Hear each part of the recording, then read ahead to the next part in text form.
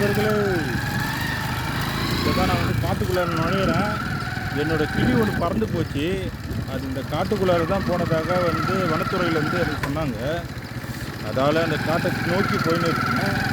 இதில் வந்து என்னன்னா நரி, புலி, முயல், மனுஷால் இவங்களாம் அதிகமாக இருக்கிறாங்க.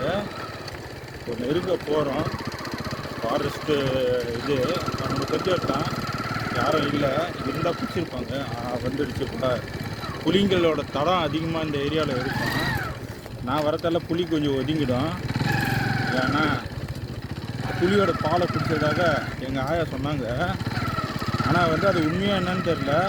அந்த உண்மையை நம்பினா தான் எனக்கு சாப்பாடுன்னாங்க.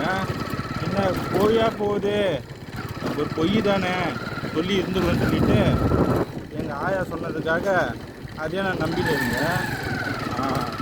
வந்துச்சு தான் லாஸ்ட்டு கேட்டு.